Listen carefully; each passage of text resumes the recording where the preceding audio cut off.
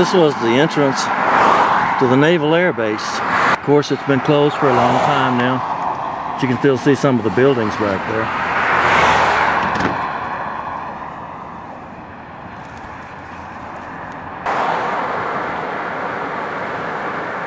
In 1939 or so, General Motors decided to build a big factory right beside the Naval Air Base. This airstrip goes right out over the lake, and big jet planes could land here just recently. Probably still could if they wanted to. There's a control tower down there for the airport.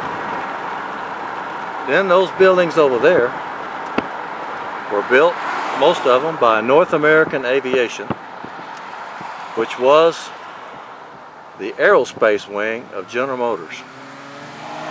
Beginning in 1939, I understand this was all just a cornfield, and then they built an airplane factory. About that same time, they were trying to organize the auto workers in the Ford plant over in East Dallas. They succeeded in 1941, and they started sending organizers over here to organize the North American plant. North American was organized all over America, and the big fight was in California, but there was a fight here too to get this place organized.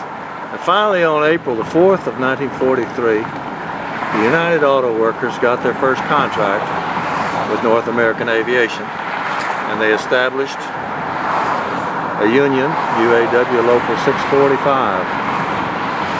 The plant closed on 1945 as soon as the war was over. In fact, people found out over the radio that they had all been laid off.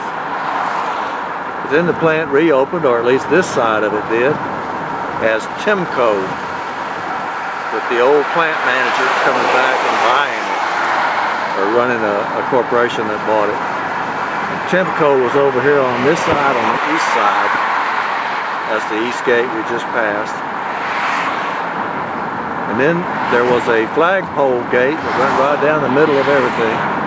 That's where we just passed that. That's where the boxing ring was located during World War II. Pancho Medrano fought all comers during lunchtime. This says something about salvage now, because they're tearing this whole thing down. This used to be the west gate, and the guard shack is still there, but lots of the stuff behind it is already gone.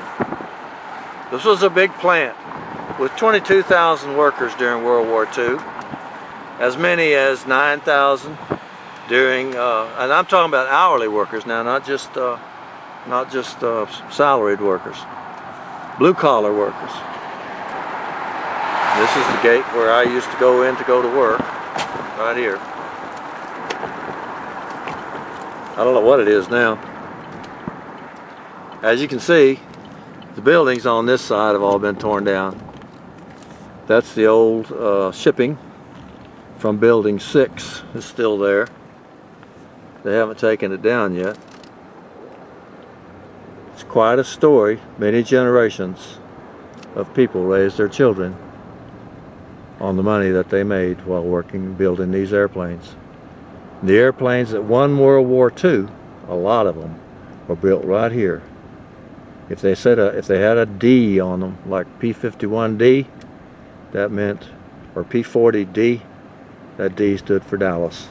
That was this plant, right on the edge of Dallas, and mostly we call it Grand Prairie, because Dallas ends right here on this street. This plant has been closed since 2013. There's a smaller plant over on Marshall Street that will close sometime toward the end of the year 2020, and they have already negotiated the last contract and the end of the old LTV contract that started in 1943 and lasted till now, 2019.